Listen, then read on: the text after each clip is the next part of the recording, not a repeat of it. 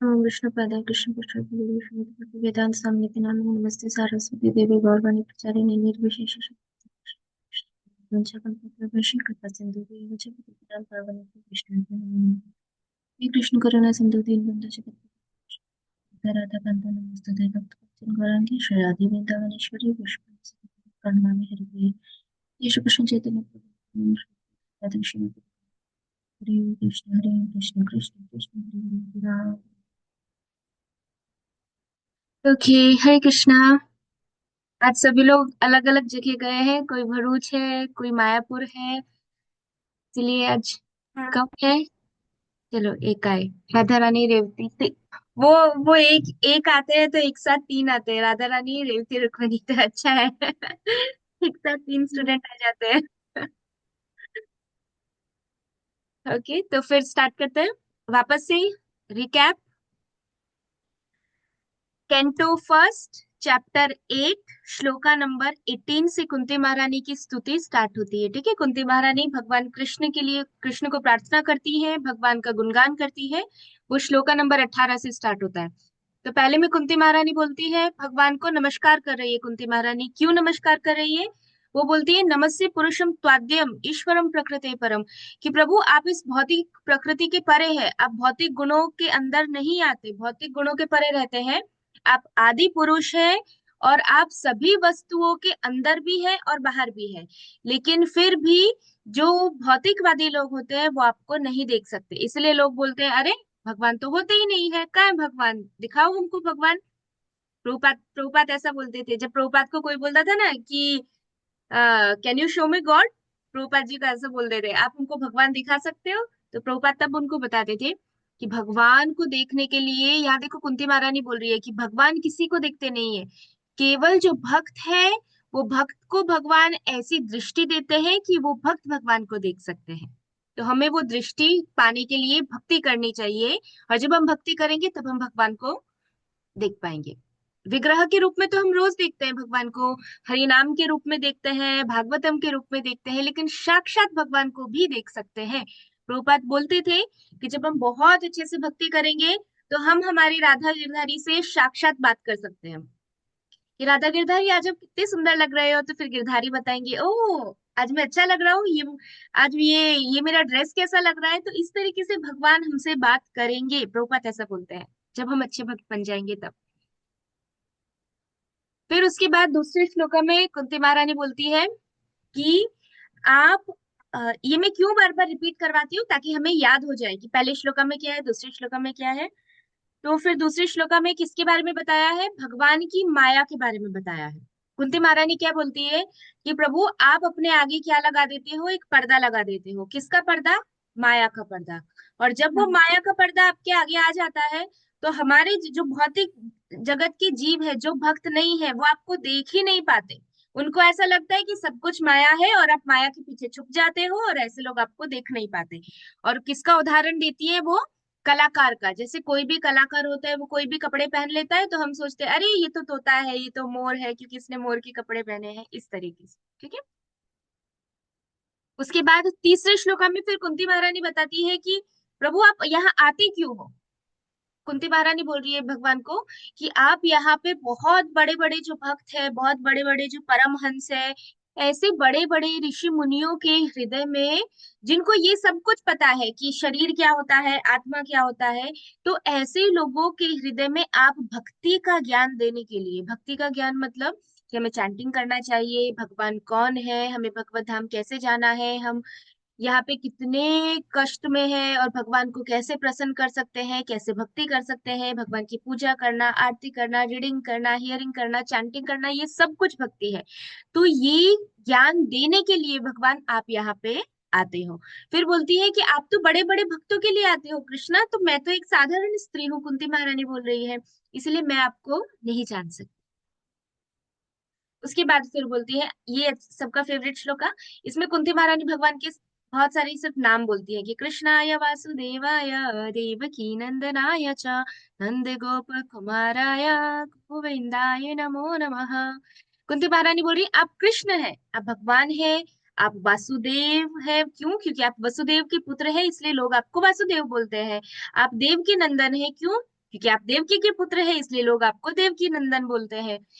नंद गोप कुमार आया, आप नंद महाराज के बालक है, आप वृंदावन में दूसरे दूसरे बहुत सारे ग्वाल बाल हैं जो आपको अपने पुत्र के समान मानते हैं। और आप क्या है, गोविंदाय। गोविंदाय मतलब गौ मतलब गाय, इंद मतलब इंद्रिया, तो आप गायों को और इंद्रियों को संतुष्ट करते हैं और आप उनको बहुत प्रेम करते हैं। ओके। फिर उसके बाद अगले श्लोक में कुंती महारानी किसके बारे में बता रही है, कमल के बारे में। ठीक है, ये पूरे श्लोक में सिर्फ कमल कमल कमल के बारे में भगवान के साथ कंपेयर किया है। सबसे पहले बोलते हैं कि आपकी नाभि कमल की जैसी है, नमः पंकज नाभाय। फिर बोलते हैं नमः पंकज मालिनी। मालिनी मतलब आपने जो गार्लैंड पहना है, जो हार है, वो किसके जैसा है, कमल के जैसा है। फिर बोलते हैं नमः पंकज नेत्राय, आपकी जो आंखें है, आपकी आंखें कैसी है, कमल के समान है। हमारी आंखें कमल के जैसी नहीं है। है किसी की यहाँ पे कोई बोल सकता है कि मेरी आइस कमल के जैसी है? नहीं है। हम नींद में से उठते हैं तो हमारी आंखें ऐसी छोटी छोटी हो जाती है। हम बहुत थक जाते हैं तो हमारी आंखें ऐसी छोटी छोटी हो जाती है। है ना, हमारी आंखें कमल की जैसी नहीं है, भगवान की। भगवान के नेत्र कमल जैसे, जो हमेशा एकदम ठंडक प्रदान करते हैं। फिर आगे क्या बोला है, नमस्ते पंकजांग्रय। और भगवान की जो चरण है, भगवान के चरण पे भी क्या बना हुआ है, कमल बना हुआ है। भगवान के चरण भी कमल के समान है। उसके बाद फिर कुंती महारानी बताती है कि अब प्रभु आप यहाँ पे, पहले बता दिया उनके बारे में, आप ऐसे हैं, आप ऐसे हैं, आप ऐसे हैं। अब कुंती महारानी अपने बारे में और देव की माता के बारे में बताती है। तो पहले देव की माता के बारे में बताएंगे, पहले ये नहीं बोलेंगे कि आपने हमारी सहायता की, नहीं। कुंती महारानी पहले किसके बारे में बता रही है, देव की माता के बारे में। यथा ऋषिकेश खलेना देवकी कंसेन रुद्धाति चिरम शुचार पिता। क्या बोल रहे हैं कि आपने देव की माता की रक्षा की थी। किससे रक्षा की थी, कंसेना। कंसेना मतलब कंस से आपने अपनी माता देवकी की रक्षा की थी, क्योंकि कंस ने क्या किया था, देवकी माता को और वसुदेव जी को जेल के अंदर बंद कर दिया था। तो वहां से भी किसने बचाया उनको, आपने बचाया। और फिर अपने बारे में बताती है, विमोचिताहम च सहात्मजा विभो। मतलब आपने मुझे और सहात्मजा मतलब मेरे बच्चों के साथ, मुझे और मेरे बच्चों को भी आपने बहुत सारी विपत्तियों से, बहुत सारे कष्टों से बचाया है। तो अब भगवान पूछे कि अच्छा चलो, मैंने आपको बचाया है, बहुत अच्छी बात है, कब कब कब बचाया है मैंने आपको, जरा मुझे गिनवाओ। तो कुंती महारानी अभी अगले श्लोक में गिनवाती है कि देखो मैं बताती हूँ प्रभु आपने हमको कब कब बचाया है। तो ये 24 श्लोका में सब कुछ कुंती महारानी गिनवा रही है। विषान महाग्नि है, आपने हमको विषमय भोजन से बचाया, विषान महाअग्नि से आपने हमको बचाया। उसके बाद आपने हमको ऐसे राक्षसों से बचाया जो मनुष्य को खा जाते हैं, तो हमें ना खा जाए इसीलिए आपने हमको उनसे बचाया। फिर आपने जब हमको दूषित सभा से बचाया, जहाँ पे कौरव थे, ये दुर्योधन था, वो सभी लोग थे, और वहां पे आपने द्रौपदी की रक्षा की थी। फिर वनवास जब हमको हो गया था तो वनवास में भी हमें बहुत कष्ट आए, लेकिन वनवास में भी आपने हमारी रक्षा की। फिर आपने युद्ध में, बहुत बड़े बड़े योद्धा जब हम मेरे पुत्रों से युद्ध कर रहे थे तो मेरे पुत्रों की रक्षा रक्षा की आपने, वो सभी दूसरे सभी महारथियों से। और अभी अभी आपने क्या किया, अभी आपने हमें अश्वत्थामा के अस्त्र से भी बचा लिया। फिर कुंती महारानी बताती है, अगले श्लोका में बोलती है कि आ, आप ये जो भी विपत्तियां आई है, हम मैं नहीं चाहती कि ये सारी विपत्तियां ना आए, मैं चाहती हूँ कि ये सारी प्रॉब्लम्स, ये सारे कष्ट बार बार आए कृष्ण। क्योंकि जब भी हमें प्रॉब्लम आती है आप आ जाते हैं, और आप आ जाते हैं तो हम आपका दर्शन कर पाते हैं। कोई प्रॉब्लम ही नहीं होगी तो आप आओगे नहीं, और आप आओगे नहीं तो हम आपको देखेंगे कैसे। तो इसलिए कुंती महारानी बोलती है, इसलिए मैं चाहती हूँ कि बार बार प्रॉब्लम्स आती रहे, आती रहे, आती रहे, तो आप भी बार बार आते रहेंगे और बार बार हम आपको देखते रहेंगे। और जो भगवान का दर्शन कर लेता है उसको दूसरी बार वापस से इस भौतिक जगत में जन्म नहीं लेना पड़ता। तो कुंती महारानी बोल रही है इसलिए बार बार हम आपको देखेंगे, तो फिर हम दूसरी बार इस भौतिक जगत में नहीं आएंगे। फिर उसके बाद कुंती महारानी बताती है कि प्रभु कौन ऐसे लोग हैं जो आपको प्राप्त कर सकते हैं, और कौन ऐसे लोग हैं जो आपको प्राप्त करना जिनके लिए बहुत कठिन है। तो पहले बोलती है कुंती महारानी कि जिनके पास कुछ नहीं है, जिनके पास बहुत धन नहीं है, जिनके पास बहुत ज्ञान नहीं है, जिनके पास बहुत सौंदर्य नहीं है, मतलब जिनको, जो ये सारी चीजों के पीछे नहीं पड़े रहते, ऐसे लोग जिनका धन केवल आप है, उनको ऐसा नहीं है कि मेरे पास बहुत धन है या तो मेरे पास बहुत ज्ञान है, मेरे पास ये नहीं। जिनके पास कुछ नहीं है ऐसे लोगों को बोलते हैं अकिंचन। कुंती महारानी बोल रही है कि जो भौतिक दृष्टि से अकिंचन है ऐसे लोगों को आप तुरंत मिल जाते हैं। क्यों? क्यों सरलता से मिल जाते हैं? क्योंकि ऐसे लोगों के लिए वो किसी के ऊपर निर्भर नहीं है। उनकी लाइफ में कौन है? सिर्फ कृष्ण की। अच्छा मुझे ऐसा हुआ, कृष्ण देख लेंगे। मुझे ये चाहिए, कृष्ण देख लेंगे। ऐसा हुआ, कृष्ण देख लेंगे। तो वो हर चीज में किसके ऊपर निर्भर है? कृष्ण के ऊपर। और फिर बताती है कि और कौन से ऐसे चार लोग हैं जो आपको प्राप्त नहीं कर पाते।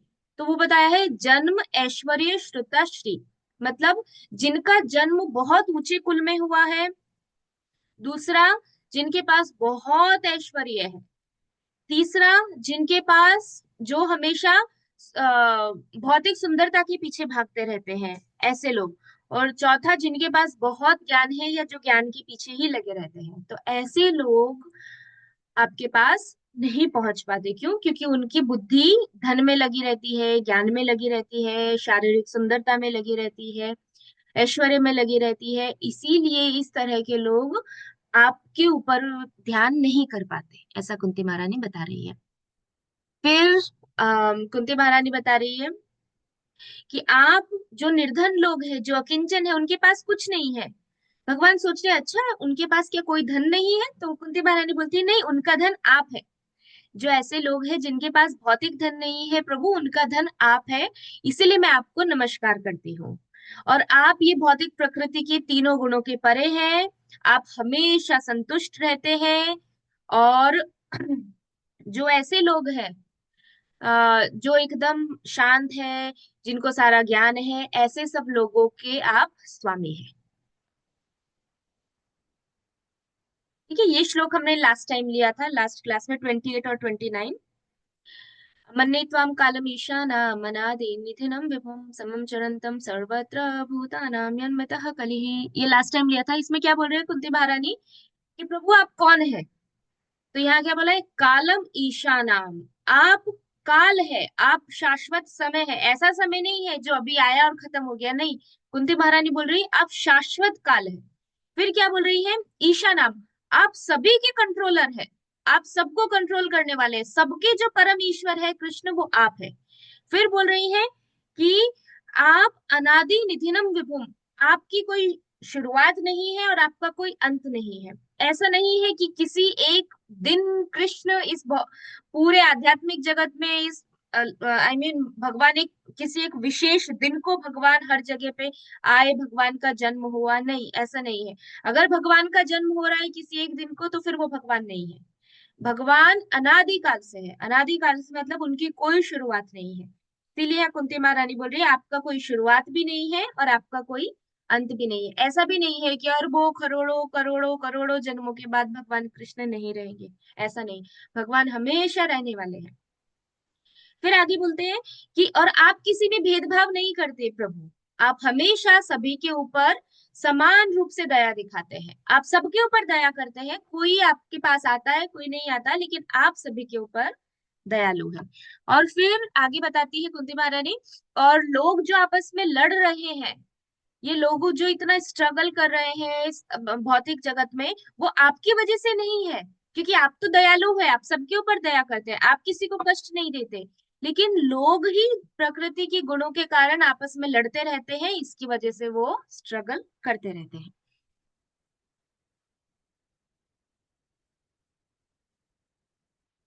ठीक, ये है आज का श्लोक। कौन रीड करेगा?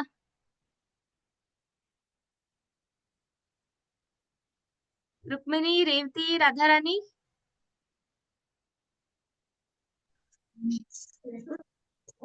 हाँ माता जी। आप तीनों में से करेगा कोई रीड?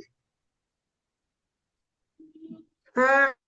करो, चलो ट्राई करना है हमको, ठीक है। नवे नवेद कश्चित् भगवन्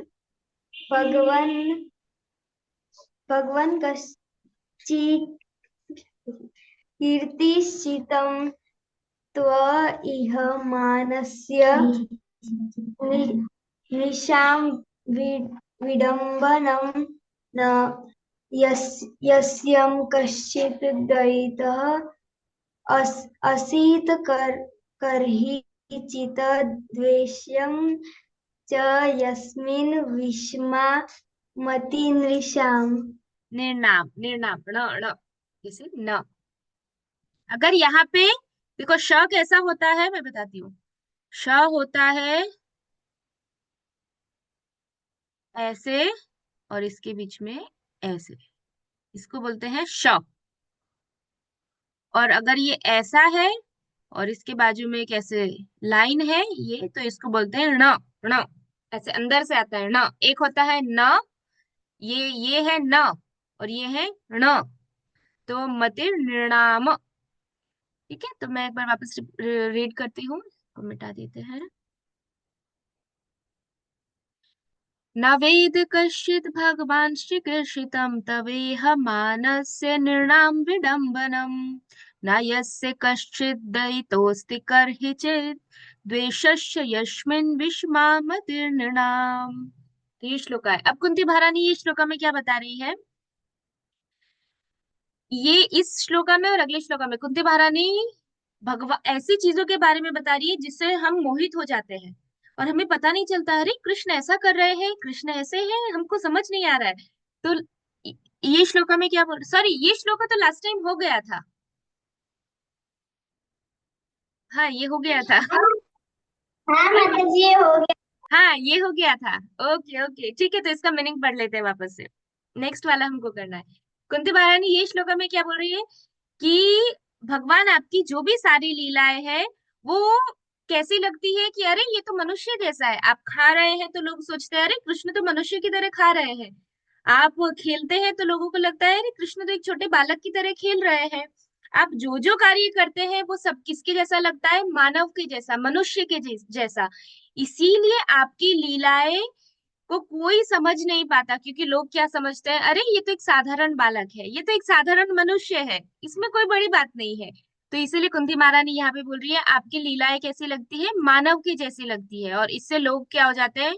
भ्रमित हो जाते हैं और लोग आपको नहीं जान पाते।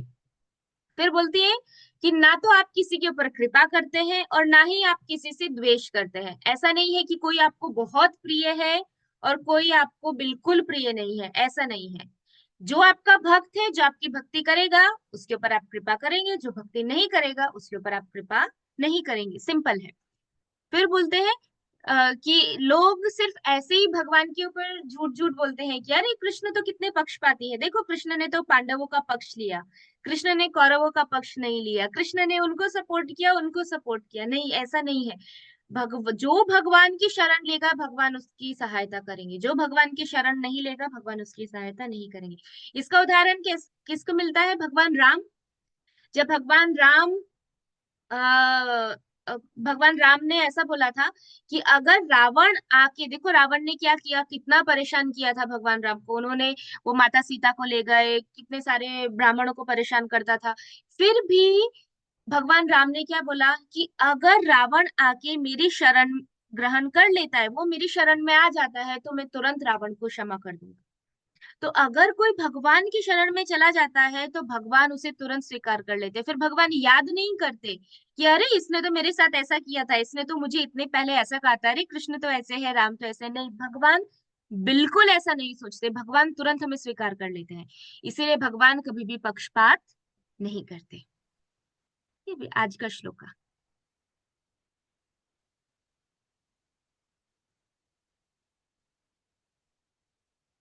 श्लोका नंबर 30। ओके, ये कौन रीड करेगा? माता नव्या। जी मैं रीड करूं। माता जी मैं रीड करूं। ठीक है नव्या, करो करो, फिर नेक्स्ट वाला मैं किसी और को बोलती हूँ, रेवती को बोलती हूँ। करो नव्या। जन्म कर्म च विस्मत्मान् अजस्य अर्कतु आत्मनः हम्म। तिर्यक् तिर्यक्नु ऋषिषु यादसु तत् अत्यंत विडम्बनाम्। Yes, good, very good. तो यहाँ पे कुंती महारानी क्या बोल रही है? अब भगवान के बारे में बता रही है, एक सेकेंड। कुंती महारानी क्या बोल रही है भगवान को? जन्म, कर्म। भगवान, आपका जो जन्म है, आपका जो कर्म है, उसके बारे में कुंती महारानी यहाँ पे बता रही है। च विश्वात्मन अजस्य अकर्तुर आत्मनः। जन्म का मतलब जन्म, कर्म का मतलब भगवान जो भी कार्य करते हैं भौतिक जगत में, उसको यहाँ पे कुंती महारानी ने कर्म से लिखा है। च मतलब तथा। विश्वात्मन किसको बोल रही है कुंती महारानी? ये जो शब्द है विश्वात्मन, भगवान को बोल रही है कि हे विश्वात्मा। विश्वात्मा मतलब पूरे ब्रह्मांड, पूरे जगत की जो आत्मा है भगवान आप, विश्वात्मा। फिर आगे बोल रही है विश्वात्मन अजस्य अकर्तुर। अजस्य का मतलब क्या होता है? जो जन्म नहीं लेता, सॉरी, जिसका जन्म नहीं होता उसको बोलते हैं अजस्य। और आगे कुंती महारानी ने कौन सा शब्द यूज किया है? जन्म। और यहाँ पे क्या बोल रही है कि जन्म नहीं होता, और आगे बोल रही है कि जन्म हो रहा है। हम देख रहे हैं ना कि कृष्ण जन्माष्टमी के दिन प्रकट होते हैं। तो कुंती महारानी वही बोल रही है कि प्रभु आप जन्म तो ले रहे हैं, लेकिन आप हो अजस्य, आप जन्म लेते नहीं है, लेकिन फिर भी हमें दिख रहा है कि अरे आपने तो जन्म लिया है ना। हमें ऐसा होता है ना, कृष्ण को जन्म नहीं होता लेकिन फिर भी कृष्ण जन्माष्टमी के दिन आते हैं। फिर आगे बोल रही है अकर्तुर। अकर्तुर का मतलब है कि आप कोई, आपको कोई कार्य करने की आवश्यकता ही नहीं है। क्या कृष्ण को भूख लगी है तो कृष्ण को जरूरत है कि वो आके हमें बोलेंगे कि मुझे बहुत भूख लगी है, मेरे लिए कुकिंग करो, आज मैं बहुत भूखा हूँ, आज मुझे ये खाना है, ये खाना है? ऐसे जरूरत है कृष्ण को? नहीं। कृष्ण को जरूरत है कि वो यहाँ पे आए? वो भी कृष्ण को जरूरत नहीं है। कृष्ण को जरूरत है कि वो क्षत्रिय बने? उसकी भी कृष्ण को कोई जरूरत नहीं है। लेकिन फिर भी कृष्ण आ रहे हैं, और यहाँ पे हम देख रहे हैं कि कृष्ण ये सारे कार्य कर रहे हैं। ठीक है, तो ये कुंती महारानी बोल रही है कि आप जन्म नहीं ले, आप अजन्मा है, आपका कभी जन्म नहीं होता, लेकिन फिर भी कृष्ण हम देखते हैं कि आप जन्म ले रहे हैं। आपको कोई कार्य करने की आवश्यकता नहीं है, लेकिन फिर भी हम देख रहे हैं कि आप कार्य भी कर रहे हैं। ऐसा पहली लाइन में कुंती महारानी बोल रही है। फिर आगे बोल रही है तर्यन ऋषिषु यादशु तद अत्यंत विडंबनम। फिर आगे आगे क्या बोल रही है कुंती महारानी कि आप, और यही नहीं कृष्ण की आप सिर्फ आते हो, आप सिर्फ कृष्ण बन के आते हो या आप सिर्फ राम बन के आते हो, नहीं, कभी कभी तो आप तिर्यन मतलब आप पशु बन के आ जाते हो। आपको पशु बनने की क्या जरूरत है? कभी आप पिग बन के आते हो, कभी आप मछली बन के आ जाते हो, कभी आप टॉर्टोइस बन के आ जाते हो, कश्यप अवतार, मत्स्य अवतार। तो आप अलग अलग पशु बन के भी आ रहे हो, नृसिंह अवतार, तो कभी आप पशु बन के आ जाते हो। फिर नृ, नृ मतलब मनुष्य, कभी आप मनुष्य बन के आ जाते हो। उसके बाद ऋषिशु, कभी आप ऋषियों में आते हो, ऋषि बन के प्रकट होते हो, जैसे नर नारायण है, उस तरीके से आप आके प्रकट हो जाते हो। फिर लिखा है फिर यादशु, यादशु मतलब कभी कभी आप जल में आते हो, जल में प्रकट होते हो, जैसे भगवान मत्स्य अवतार जल में मछली बन के प्रकट हुए थे। तो कुंती महारानी एकदम आश्चर्यचकित हो रही है। कुंती महारानी बोल रही है प्रभु मुझे कुछ समझ नहीं आ रहा है, आप ये सब क्या कर रहे हो? कुंती महारानी ऐसा, भगवान सामने खड़े हैं और सीधा भगवान को पूछ रही है कि आप पशु योनि में भी आते हो, आप मनुष्य बन के आ जाते हो, कभी आप ऋषियों में आ जाते हो, कभी आप जल जल के प्राणी बन के आ जाते हो। तो तद अत्यंत विडंबनम, तद मतलब ये सारी चीजें, अत्यंत मतलब बहुत ही ज्यादा, कैसी है? विडंबनम, विडंबनम मतलब कि बहुत चकरा देने वाली है। हमारा दिमाग ये सब सोच के चकरा जाता है कि कृष्ण ऐसा कैसे करते हैं। ठीक है, श्लोका का मीनिंग समझ आया कि कुंती महारानी क्या बोलना चाहती है? मैं फिर से एक बार बताती हूँ। फर्स्ट लाइन में कुंती महारानी बोल रही है कि आप अजन्मा है, जिसका कभी जन्म नहीं होता। भगवान, अभी हमने देखा ना पिछले श्लोक में कुंती महारानी क्या बोल रही है, आप की कोई आदि ही नहीं है, आपका कोई शुरुआत नहीं है। तो यहाँ पे बोल रही है कि आप अजन्मा है, लेकिन फिर भी कृष्ण आप तो जन्माष्टमी के दिन जन्म ले रहे हैं, आप रामनवमी के दिन जन्म ले रहे हैं। उसके बाद बोलती है आप अकर्तुर है। अकर्तुर मतलब कि आपको कोई कार्य करने की आवश्यकता नहीं है, लेकिन फिर भी आप जब यहाँ पे आ रहे हैं तो आप राजा बन रहे हैं, आप विवाह कर रहे हैं, आप यज्ञ कर रहे हैं, आप युद्ध कर रहे हैं, आप भोजन कर रहे हैं, आप सारे कार्य कर रहे हैं। फिर उसके बाद बोलती है, और यही नहीं, कभी कभी आप पशु बन के आ जाते हो, कभी आप मनुष्य बन के आ जाते हो, कभी आप ऋषि बन के आ जाते हो, कभी आप किसी कोई जल का प्राणी बन के आ जाते हो। तो कृष्ण, ये सारी चीजें मुझे बहुत ज्यादा मोहित कर रही है, और इससे क्या हो रहा है कि मेरे दिमाग इससे चकरा रहा है। ऐसा कुंती महारानी बता रही है कि ये सब देख के हम चकरा जाते हैं। ओके, अभी मीनिंग कौन रीड करेगा? ये वन वन प्लस वाला मोबाइल, में नाम भूल गई। One plus. माताजी दित्या। दित्या, हाँ सॉरी, दित्या। हाँ। ठीक है, मीनिंग रीड करो। हाँ। हे विश्वात्मा, यह सचमुच ही चकरा देने वाली बात विडंबना है कि आप निष्क्रिय रहते हुए भी कर्म करते हैं और प्राण रूप तथा आजन्मा होकर भी जन्म लेते हैं। आप पशुओं, मनुष्यों, ऋषियों तथा जलचरों के मध्य अवतरित होते हैं। सचू सचमुच ही यह चकराने वाली बात है। हम्म। ओके, कुंती महारानी क्या बोल रही है कि कौन सी बात कुंती महारानी को चकरा रही है? कि आप अजन्मा है, फिर भी जन्म ले रहे हैं। आप निष्क्रिय रहते हैं, आपको कोई कार्य करने की आवश्यकता नहीं है, फिर भी आप कार्य कर रहे हैं, कर्म कर रहे हैं। आप पशु में आ रहे हैं, मनुष्य में आ रहे हैं, ऋषि में आ रहे हैं, जलचरों में आ रहे हैं। ये सबके बीच में आप अवतार लेके आते हैं। तो ये सारी बातें कैसी है? चकराने वाली बातें हैं। ठीक है, इसमें किसी को कोई डाउट है ये श्लोका में? फिर हम नेक्स्ट श्लोका पे जाते हैं। ना माता जी। ओके,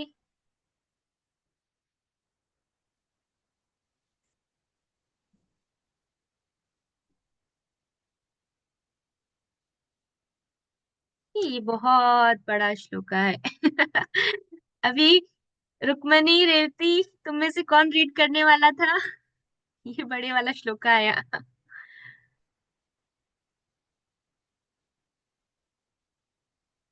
कौन रीड करेगा?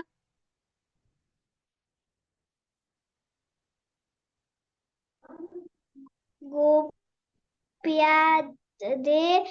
त्वति कृतज्ञसि दाम तावन्द याते दशाश्नु कलीला गज गजन समग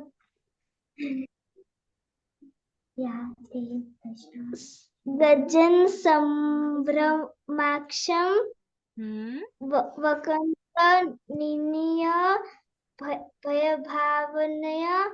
शिस्त्र शिस्त्य सामा विमोहयति भिर्भि यदा विभेति। Good, very good. श्लोका बड़ा है। ठीक है, तो ये श्लोकों में कुंती महारानी क्या बोल रही है? गोप्या ददे त्वधिकृत गसिदाम तावद याते दशाशु कलिलाञ्जन संभ्रमाक्षम वक्त्रम निनीय भय भावनया स्थितस्य स मां विमोहयति भीरपि यद्विदेति। कुंती महारानी बता रही है इस श्लोका में, इसको मिटा देते हैं। अब कुंती महारानी को भगवान की एक लीला याद आ रही है। वो लीला के बारे में कुंती महारानी अभी भगवान के बारे में मोहित हो रही है कि प्रभु आप जन्म भी ले रहे हैं, ये सब, और ये सब सोचते सोचते कुंती महारानी कहाँ चली गई? वृंदावन। कुंती महारानी वृंदावन पहुंच गई, उनका मन कहाँ चला गया? वृंदावन में। अब वृंदावन चला गया, तो वृंदावन जाने के बाद कुंती महारानी को भगवान की एक लीला याद आई। यहाँ पे क्या लिखा है? गोप्या। गोप्या मतलब यहाँ पे गोपी। ये कुंती महारानी को किसकी बात याद आई? एक गोपी की बात याद आई। किस गोपी की बात याद आई यहाँ पे? वो मुझे बाद में बताना, ठीक है? आप लोग बताना ये कौन सी लीला है, वो मुझे बाद में बताना। तो यहाँ पे कुंती महारानी क्या बोल रही है? गोप्या ददे त्वति कृतगसि दाम तावद, दाम का मतलब क्या होता है, रस्सी, ठीक है। तावद मतलब उस समय। आप मतलब कुंती महारानी क्या बता रही है कि एक बार आपको रस्सी से बांधा था, क्यों बांधा था, कृतगसी, क्योंकि आपने कुछ ना कुछ तो गड़बड़ की थी। कृष्ण को बोल रहे हैं आपने कुछ ना कुछ गड़बड़ की थी, तब एक गोपी ने त्वथी आपको क्या किया था, रस्सी से बांधा था। कृष्ण को याद करिए, कृष्ण को बता रही है कि आपने कुछ तो किया था, ऐसी गड़बड़ की थी आपने कि जिससे एक गोपी ने आपको रस्सी से बांधा था। फिर क्या बोल रहे, याते दशाशु कलिलांजन संभ्रमाक्षम। अब आगे अगली लाइन में क्या बोल रही है कुंती महारानी कि उस समय, याते मतलब उस समय, आप क्या कैसे लग रहे थे, दशाशु मतलब आपकी जो स्थिति थी, आपकी दशा कैसी थी, कुंती महारानी याद कर रही है ऐसे, सामने कृष्ण है और कुंती महारानी भगवान की वो पास टाइम याद कर रही है कि हाँ एक बार आपने बहुत बड़ी गड़बड़ की थी और तब एक गोपी ने आपको बांधा था, और फिर वो बांधने के बाद बता रही है कुंती महारानी आप उस समय कैसे थे। तो वो सेकेंड लाइन में बता रही है, क्या बोल रही है, उस समय आपकी दशा कैसी थी।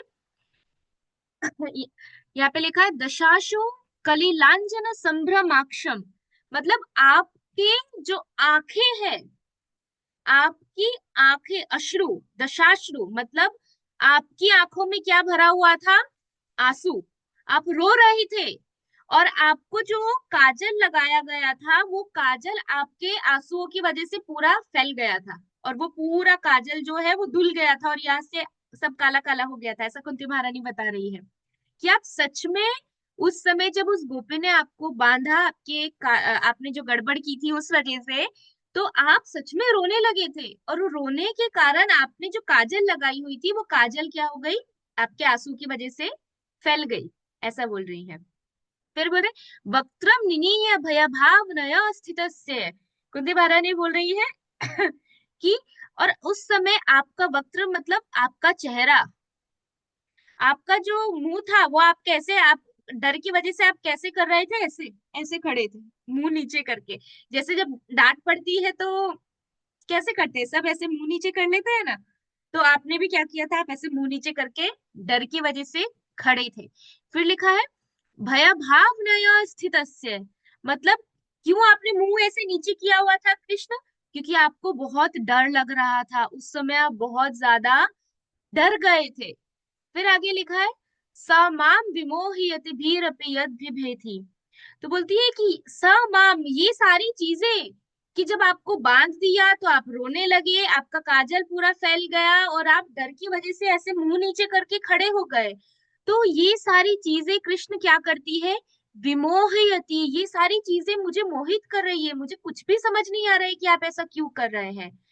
फिर आगे क्या लिखा है कि भीरपि यद विभेति, कि क्योंकि आप तो ऐसे हैं जिससे भय, आपको डर लग रहा है लेकिन वास्तव में जो डर है वो आपसे डरता है जो डर है, क्योंकि जो भी कृष्ण के भक्त होते हैं, जो कृष्ण की भक्ति करते हैं, उनके पास कभी डर नहीं आता, भय उनके पास कभी नहीं आता, भगवान के भक्त कभी भयभीत नहीं होते। जैसे प्रभुपाद जी, जब प्रभुपाद जी यहाँ पे आए बाहर प्रचार करने के लिए, प्रभुपाद जी के पास कुछ भी नहीं था, ना प्रभुपाद जी के पास लक्ष्मी थी, ना प्रभुपाद जी के पास बहुत सारे कॉन्टेक्ट्स थे कि अरे मैं अमेरिका आ रहा हूँ प्रचार करने के लिए, अब मेरे लिए सब रेडी रखना, एक अपार्टमेंट रेडी रखना, ये रखना, ऐसा कुछ था, कुछ भी नहीं था, प्रभुपाद जी के पास कुछ नहीं था। फिर भी प्रभुपाद जी को कोई भय नहीं था। प्रभुपाद जी क्यों, क्योंकि प्रभुपाद जी भगवान के भक्त थे। इसलिए जब कोई भगवान का भक्त होता है तो उसके पास भय नहीं आता, क्योंकि भगवान के आते ही वो भय क्या होता है, भगवान से डर के भाग जाता है।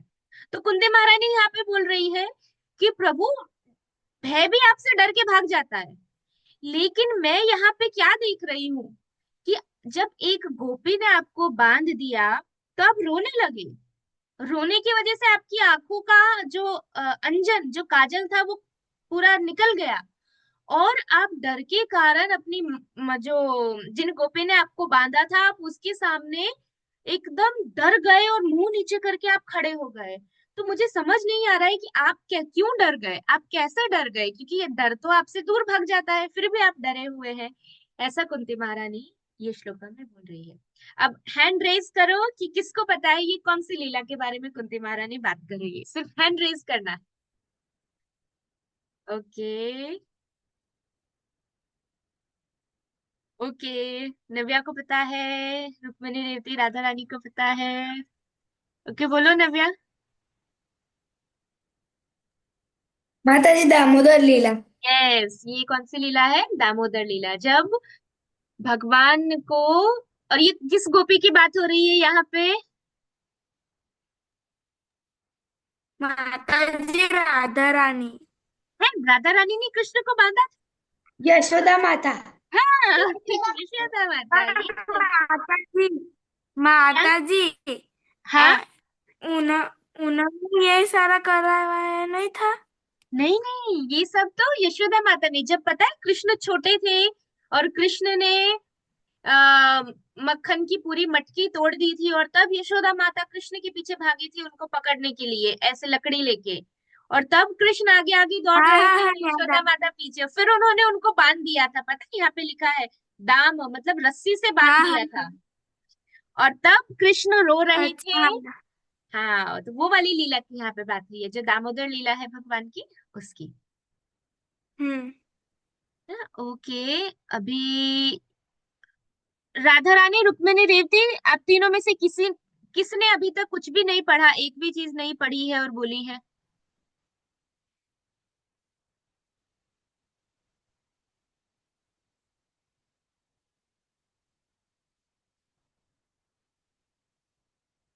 ओके, ठीक है। चलो तो फिर ओके, लगता है उनका इंटरनेट इश्यू आया। ठीक है, नव्या तुम मीनिंग रीड करो। ओके माता जी। हे कृष्ण, जब आपने अपराध किया था तो यशोदा ने जैसे ही आपको बांधने के लिए रस्सी उठाई तो आपकी आंखें अश्रुओं से डबडबा आई, जिससे आपकी आंखों का काजल धुल गया। यद्यपि आपसे साक्षात्कार य भयभीत रहता है, किंतु आप भयभीत हो उठे। यह दृश्य मुझे मोहग्रस्त करने वाला है। हम्म, ठीक है, समझ गए। सिंपल चीज बोलिए, कुंती महारानी बोल रही है कि कृष्ण जब आपने अपराध किया था, कौन सा अपराध किया था? मटकी फोड़ दी थी। पूरे के पूरा मक्खन, जो मक्खन स्पेशली यशोदा माता ने सभी घर पे जो सर्वेंट थे, जो भी गोपियां थी, सबको भेज दिया कि आज कृष्ण के लिए मक्खन सिर्फ मैं बनाऊंगी, और बहुत अच्छे वाला मक्खन बनाऊंगी। तो ये सोच के जब कुंती महारानी, सॉरी, माता यशोदा ने सब गोपियों को भेज दिया और वो घर पे अकेली थी, और उन्होंने सोचा आज ये अच्छे वाले दूध का मक्खन कृष्ण के लिए बनेगा। और फिर कृष्ण आए नींद से उठ के, यशोदा माता ने कृष्ण को गोदी में बिठाया, वो उनको दूध पिला रही थी, और फिर उन्होंने देखा कि गैस के ऊपर, सॉरी गैस के ऊपर नहीं, चूल्हे के ऊपर, गैस तो अभी होती है, पहले गैस नहीं होती थी। तो जो चूल्हे के ऊपर बहुत बड़ा एक पॉट रखा था जिसमें दूध था, और वो दूध बाहर आ रहा था, तो यशोदा माता ने क्या किया, कृष्ण को उठाया और बाजू में एकदम, ओ दूध निकल रहा है, ऐसा करके वो कृष्ण को छोड़ के दूध का जो पॉट था उसको उठाने के लिए दौड़ी। तो कृष्ण को बहुत गुस्सा आया, अरे मुझे छोड़ के वो, उनको दूध इतना ज्यादा प्रिय है, वो दूध को बचाने चली गई और मेरे बारे में नहीं सोचा, ऐसा कृष्ण सोच रहे हैं कि मेरे बारे में नहीं सोचा, मैं यहाँ पे छोटा बच्चा हूँ, मुझे छोड़ के मेरी माता वो दूध को बचाने के लिए चली गई। तो कृष्ण को गुस्सा आया और कृष्ण ने क्या किया, जो जिसमें माता यशोदा मक्खन निकाल रही थी, वो पूरा जो मटका था वो कृष्ण ने तोड़ दिया। और कृष्ण ने इतनी चालाकी से तोड़ा कि ऊपर से नहीं तोड़ा, नीचे से तोड़ा, ताकि उसमें थोड़ा सा भी ना बचे और सारा का सारा बाहर निकल जाए। और ऐसा तोड़ के कृष्ण वहां से भाग गए, और फिर वो दूसरी जगह जाके सब मक्खन बंदरों को खिलाने लगे। तो जब ये सब देखा सॉरी यशोदा माता ने, तो यशोदा माता को हंसी भी आई कि मेरा बालक कितना होशियार है, कितना इंटेलिजेंट है, उसने मटकी नीचे से फोड़ी है ताकि थोड़ा सा भी मक्खन ना बचे और सारा मक्खन गिर जाए। ये सोच के कुंती महारानी को बहुत अच्छा, सॉरी यशोदा माता को अच्छा लगा। लेकिन फिर यशोदा माता को गुस्सा भी आया। गुस्सा क्यों आया? इसलिए आया कि इतना नटखट बालक है कि एक सेकंड के लिए नहीं रुका और मटकी तोड़ के चला गया। तो फिर यशोदा माता उसके पीछे भागती है कि आज तो मैं तुमको पकड़ के रहूंगी, और फिर यशोदा माता उनको रस्सी से बांधती है, और उस समय भगवान रोने लगते हैं, डर की वजह से, अपनी माता के भय के कारण। ठीक है, तो ये आज की स्टोरी, सॉरी ये आज की श्लोका थे दो। अभी हम लोग लेंगे एक छोटी सी स्टोरी। हमारे पास कितना टाइम है हमारे पास? 11 मिनट्स है, तो 11 मिनट्स में हम लोग थोड़ा गोलोक के बारे में डिस्कस करेंगे। इसको मैं बंद कर देती हूँ। ठीक है? माता जी, हाँ बोलो आपने राधा। कहा आपने कहा था कि आप रामायण के पॉइंट्स डिस्कस करेंगे। हाँ रामायण के पॉइंट्स मैंने बोला था, लेकिन आज कोई आया नहीं है ना, इसीलिए फिर नेक्स्ट सैटरडे को रखेंगे, कोई प्रॉब्लम नहीं है, क्योंकि नेक्स्ट संडे को फिर रामनवमी है ना, इसीलिए। अभी सिर्फ तुम्हारा ही, एक अकेले का तुम्हारा ही रामायण का पॉइंट्स आया, और किसी का अभी तक आया ही नहीं है। तो इसीलिए नेक्स्ट नेक्स्ट सैटरडे को मैं अभी ग्रुप में रख दूंगी। नेक्स्ट सैटरडे को हम रामायण के जो पॉइंट्स है वही डिस्कस करने वाले हैं, जो भी माता सीता के बारे में लिखा है वो सब कुछ। ठीक है? एंड वेरी नाइस, तुमने सबसे पहले कंप्लीट किया। ये किसने किया, राधा रानी ने किया या रेवती ने या रुक्मणी ने? हाँ रुक्मणी ने। माता जी, हम सबका हो गया, पर हमें लगा कि भेजना नहीं है, डिस्कस करना है। ओ ओके ओके। हम नेक्स्ट टाइम डिस्कस करेंगे, ठीक है? ये सभी नेक्स्ट टाइम रेडी रखना। तो सब हमें लोग आ जाए। भेजना नहीं। भेजना भी है, मुझे भेजना भी है, और नेक्स्ट क्लास में डिस्कस भी करना है।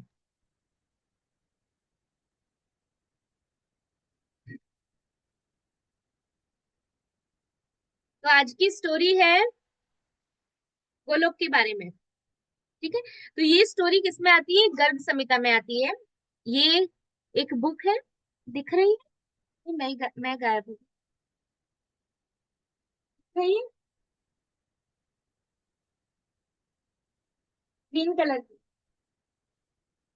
है ना, ये गर्ग संहिता है। तो गर्ग संहिता के फर्स्ट कैंटो के फर्स्ट वॉल्यूम के सेकंड चैप्टर में वर्णन आता है भगवान के धाम गोलोक का। क्योंकि जैसे हमारे श्रीमद् भागवतम है, वैसे ही गर्ग संहिता में भी भगवान की जो सारी लीलाएं हैं, वो सारी लीलाएं बहुत डिटेल में गर्ग संहिता में बताई है। जैसे एक भगवान की लीला, क्योंकि परीक्षित महाराज के पास बहुत कम समय था, इसीलिए सुखदेव गोस्वामी ने सारा कंक्लूजन भागवतम में दे दिया, लेकिन वो सारी लीला को बड़ा करके पूरा डिटेल में समझाया गया है गर्ग संहिता में।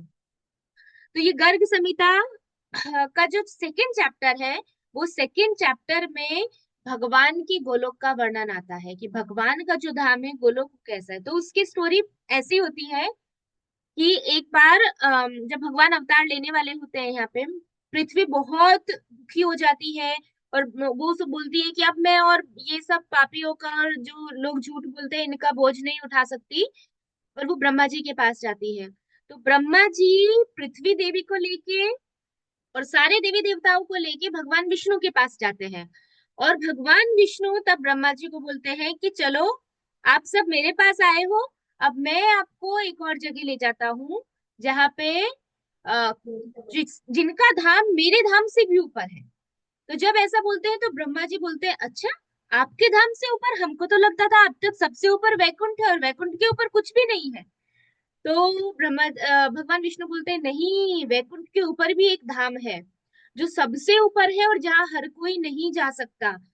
तो सब देवी देवता जो भी थे, सभी देवता वो भगवान विष्णु के पीछे पीछे चल दिए। वो लोग इस ब्रह्मांड से बाहर गए। फिर उन्होंने देखा ये ब्रह्मांड के बाहर कैसी सुंदरता है, दूसरे लोक कैसे है, सब कुछ देखते देखते देखते देखते वो लोग कहाँ पहुंचे? अल्टीमेटली गोलोक के बाहर पहुंचे। और जब वो लोग गोलोक के बाहर पहुंचे, तो उन्होंने देखा जैसे वैकुंठ में द्वारपाल होते हैं, जैसे जय और विजय। ठीक है, हम भागवतम में पढ़ते हैं वैकुंठ के द्वारपाल कौन है? जय विजय है। वैसे ही गोलोक में भी द्वारपाल होते हैं, बट गोलोक में द्वारपालिकाएं होती है। गोलोक में पुरुष नहीं होते हैं जो द्वारपाल होते हैं, गोलोक में गोपियां होती है जो द्वारपालिकाएं होती है। तो वहां पे जब ब्रह्मा जी पहुंच गए, भगवान विष्णु पहुंच गए, हर कोई पहुंच गया, तो उन्होंने देखा कि वहां पे जो द्वारपालिकाएं थी वो आई, और उन्होंने ब्रह्मा जी को पूछा, आप कौन है? आप यहाँ क्यों आए हैं? आपको किससे मिलना है? ऐसा करके। तो ब्रह्मा जी बोल रहे, अरे आप मुझे नहीं जानती, मैं ब्रह्मा हूँ, ब्रह्मा। तो ऐसे करके वो ब्रह्मा जी को लगा कि वो मैं बहुत बड़ा ब्रह्मा हूँ, ऐसा करके ब्रह्मा जी ने बताया। तो जो द्वारपालिका थी वो बोली, अरे ब्रह्मा जी, यहाँ तो कितने सारे ब्रह्मा जी, आपने कभी देखे नहीं है क्या? आपके पहली बार अपने ब्रह्मांड से बाहर आए हैं, आपको पता नहीं है दूसरे बहुत सारे ब्रह्मांड है और बहुत सारे ब्रह्मा जी है? आपके तो सिर्फ चार मुंह है। करोड़ों करोड़ों मुंह वाले ब्रह्मा जी भी है, तो आप यहाँ पे आए हैं, हम तो आपको नहीं जानते। तो ऐसे करके वो द्वारपालिकाएं भगवान ब्रह्मा जी के सामने ऐसे बोलती है, तो ब्रह्मा जी को बहुत शर्म आती है। ब्रह्मा जी सोचते हैं, अरे मैं तो इतना छोटा हूँ, मुझसे भी बड़े बड़े दूसरे बहुत सारे ब्रह्मा जी हैं।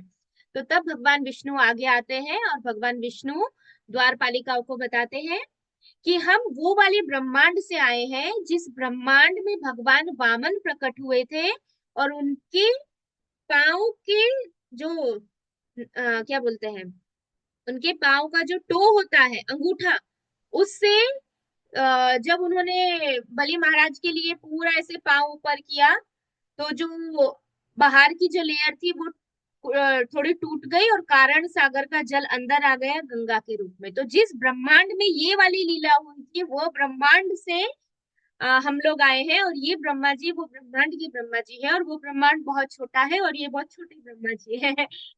तो जब वो ऐसा बोलती है तो द्वारपालिकाएं अंदर जाती हैं कि ठीक है मैं अंदर जाती हूँ, हम कृष्ण को पूछ के आते हैं। और फिर वो अंदर जाती हैं, भगवान कृष्ण को पूछ के आते हैं, और फिर भगवान कृष्ण बोलते हैं ठीक है उनको अंदर भेज दो। और तब ब्रह्मा जी, सारे देवी देवता, भगवान विष्णु गोलोक के अंदर पहली बार प्रवेश करते हैं। और अब मैं इसमें से बताती हूँ कि वो अंदर जब जाते हैं तो अंदर से गोलोक कैसा होता है। तो यहाँ पे बताया है, एक मिनट।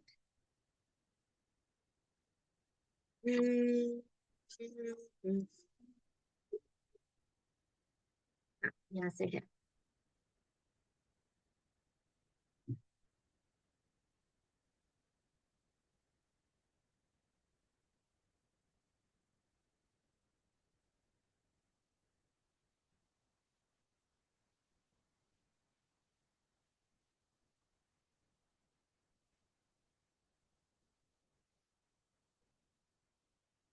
एक मिनट, मैंने अभी जो बताया वो सब लिखा है, मैं उसके आगे का देखूँ।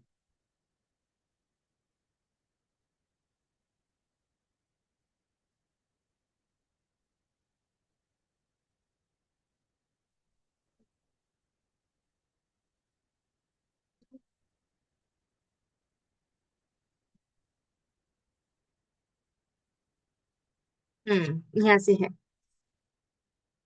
ये सब कौन बता रहा है, ये सारी स्टोरी बता रहे हैं नारद मुनि। एक राजा थे, बहुलाश्व राजा, तो जो द्वारका में थे, भगवान के बहुत बड़े भक्त थे। तो राजा बहुलाश्व को नारद मुनि ये पूरा गर्ग संहिता सुना रहे हैं। तो अब जैसे ही जब वो अंदर प्रवेश हुए, अंदर एंटर हुए, तो उन्होंने देखा अंदर गोलोक क्या था। सबसे पहले उन्होंने देखा कि गोलोक में जो सभी, जितने भी माउंटेन्स होते हैं, जो सभी जितने पर्वत होते हैं, वो सभी पर्वतों का राजा कौन है, कौन बताएगा।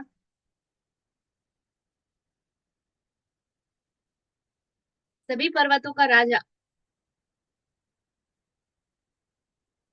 माता जी गोवर्धन। हाँ, गोवर्धन, यस।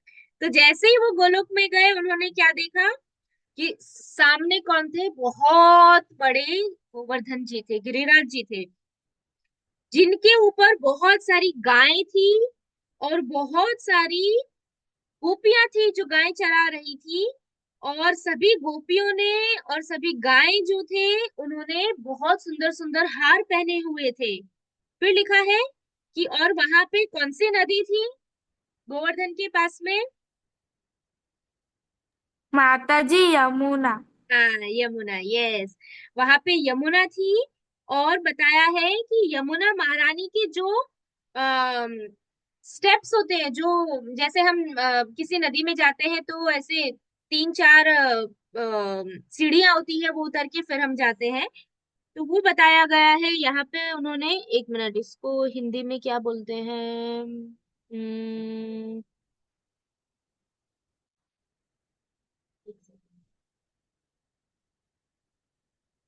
हाँ। तो वो सारी जो सीढ़ियां है वो किसकी बनी थी, वैदुर्य मणि, वैदुर्य मणि की बनी हुई थी। और वहां पे बहुत सारे रत्नों से जड़ित वो सारे स्टेप्स थे। अभी हम वृंदावन जाते हैं तो हम क्या देखते हैं, अभी हमें सिर्फ पानी दिखाई देता है और आजू बाजू में मिट्टी दिखाई देती है। लेकिन वास्तव में जो यमुना जी है, वो यमुना जी इतनी सुंदर है कि उनके जो स्टेप्स है वो सब रत्नों से बने हुए हैं, और ऐसे रत्नों से बने हुए हैं जो रत्न ये भौतिक जगत में मिलते ही नहीं है। ऐसे यमुना महारानी और गिरिराज जी का उन्होंने दर्शन किया। फिर उन्होंने देखा कि वहां चारों बाजू तुलसी महारानी के इतने सारे वृक्ष थे, क्योंकि वो वृंदावन है तो वहां तुलसी महारानी होंगे। और वहां पे दूसरे बहुत सुंदर सुंदर पेड़ थे, बहुत सुंदर सुंदर लताएं थी। और वहां पे रंग बिरंगे बहुत अलग अलग प्रकार के जो पक्षी हैं वो वहां पे उड़ रहे थे। और मधुमक्खियां जो है वो सभी, जितने फूल थे जितनी लताएं थी वो सभी के ऊपर मधुमक्खियां वहां से रस ले रही थी। फिर आगे उन्होंने देखा कि वहां पे बहुत सारे आ, ऐसे वृक्ष थे जिसके नीचे खड़े होकर कृष्ण अपनी फ्लूट बजाते थे। और वहां पे हजारों, यहाँ पे लिखा है, बताया गया है कि हजारों पत्तियों वाले कमल थे जो भगवान कृष्ण के आजू बाजू रहते थे। फिर लिखा है, और उन सब के बीच में, वो वृंदावन के बीच में भगवान का खुद का एक पूरा पेड़ों से बना हुआ 32, उसमें लिखा है 32 पेड़ों से बना हुआ भगवान का एक छोटा सा घर था। जैसे हम बोलते हैं ना ट्री हाउस, जैसे अलग अलग जगह जाते हैं, फार्म पे जाते हैं, वहां एक छोटा सा, ऐसे भगवान का एक 32 पेड़ों से बना हुआ एक ट्री हाउस था। और उसकी बहुत सुंदर सुंदर दीवारें थी। फिर उस पे लिखा है कि वहां पे जो सारी दीवारें थी जो पेड़ों से बनी हुई थी, उसके ऊपर डायमंड और रूबीज जो होते हैं, मतलब ऐसे सब रत्न लगे हुए थे, खाली पेड़ नहीं था, वो हीरो से जड़ित था। और लिखा है कि उस पे हजारों करोड़ों जो मोती होते हैं वो मोतियों की माला लटकी हुई थी, जिसके सामने चांद, जो मून होता है, चंद्रमा, चंद्रमा का प्रकाश भी फीका पड़ जाता है, इतनी शाइनिंग वो मोतियों में से आती थी। ऐसे भगवान का वो सजा हुआ था पूरा। फिर जब भगवान वहां जाते थे, पूरे रास्ते में हर जगह बहुत सारे फूलों का वन था। और हर जगह वहां पे कोयल और मोर गोलोक में भगवान के लिए गाते रहते हैं, ऐसा बताया है। फिर लिखा है कि वहां पे जो स्त्रियां हैं गोलोक में, उनका मुख भी इतना चमकदार है कि हजारों चंद्रमा भी उनके सामने फीके पड़ जाते हैं। और वो लोग सभी बहुत सुंदर इयररिंग्स पहन के रखते थे। और उसके बाद उन्होंने, वो लोग बहुत सारी ज्वेलरी पहन के रखते थे। ऐसा नहीं था कि उनके पास कुछ नहीं है, वो गोलोक में है उनके पास सब कुछ था। वो बहुत सुंदर ब्रेसलेट, नेकलेस, पायल, ये सब पहन के रखते थे। और बहुत अच्छे से उन्होंने अपने हेयर को ज्वेलरी के साथ डेकोरेट किया हुआ था। फिर लिखा है कि वहां पे करोड़ों करोड़ों करोड़ों और करोड़ों बहुत सुंदर सुंदर गाय थी, काउस थी वहां पे, जो किसके जैसी थी, उसमें से बहुत सारी गाय कैसी थी, एकदम वाइट, एकदम वाइट कलर की। और वो सभी गाय के ऊपर बहुत सारे गोल्ड के साथ डेकोरेशन किया हुआ था। सभी गायें जो है वो एकदम हेल्दी थी। और हर एक गाय के साथ उनके बहुत सारे बछड़े भी उनके साथ थे। और बताया है कि उन गाय की पूंछ कैसी थी, येलो कलर की। गाय वाइट थी और गाय की जो पूंछ थी वो येलो कलर की थी। फिर बताया है कि उनके आ, गायों के गले में ऐसे बेल बांधा हुआ था, मतलब जो घंटी होती है वो बांधी हुई थी, उनके पाँव में घंटियां बांधी हुई थी। और गायों ने बहुत अच्छे अच्छे गोल्ड के नेकलेस पहने हुए थे। अब बहुत अच्छी चीज कि हमने यहाँ पे कितने कलर की काऊ देखी है, गाय, कितने कलर की गाय किस किसने देखी है, चलो। जनरली जो गाय का कलर होता है, व्हाइट। रुक्मणी,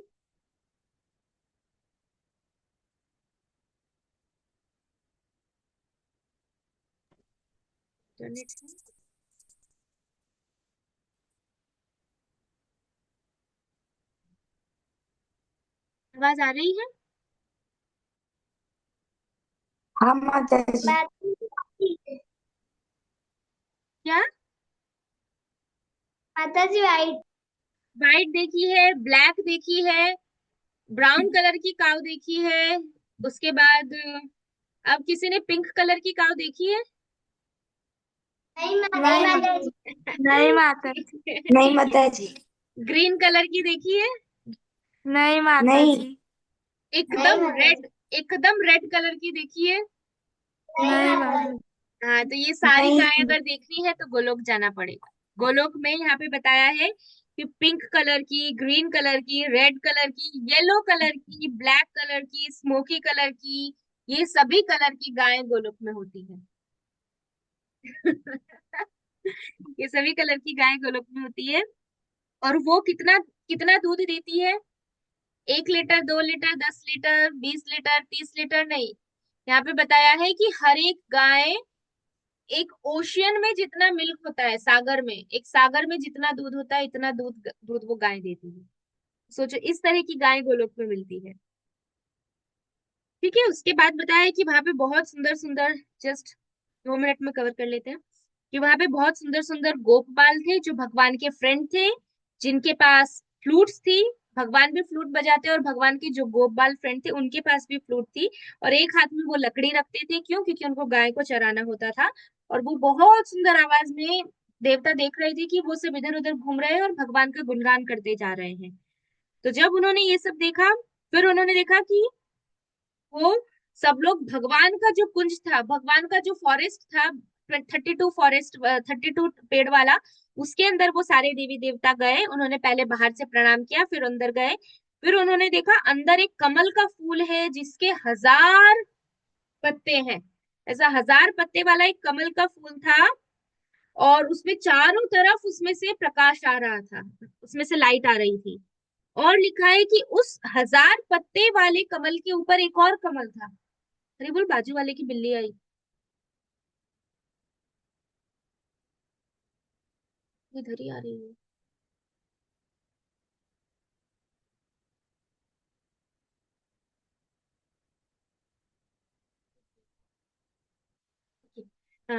फिर वो 1000 पत्ते वाला जो कमल था, उसके ऊपर एक और कमल था जिसमें कितने पत्ते थे? 16। उसमें सिर्फ 16 पत्ते थे। और बताया है उसके ऊपर एक और कमल था। एक बड़ा कमल, उसके ऊपर एक छोटा कमल, और उसके ऊपर एक और छोटा कमल। और वो जो तीसरा कमल था उसमें कितने पत्ते थे? 8। उसमें सिर्फ 8 पत्तियां थी। और फिर लिखा है कि और ऐसे पूरी सीढ़ियां बनी हुई थी कि आप 1000 पत्ते वाले कमल पे जाओगे, फिर वहां से सीढ़ियां चढ़ के 16 पत्ते वाले कमल पे, और 16 पत्ते वाले कमल से 8 पत्ते वाले कमल के फूल तक आप जाओगे। और फिर वहां पे कौन बैठा हुआ था? वो 8 वाले जो कमल था उसमें बीच में कृष्ण बैठे हुए थे। और कृष्ण के साथ कौन थे? राधा रानी थे। और दूसरे कौन थे? राधा रानी के साथ 8 गोपियां थी, और कृष्ण के साथ जो 8 प्रमुख गोप है, गोप कुमार, वो वहां पे थे। और सब लोग क्या कर रहे थे?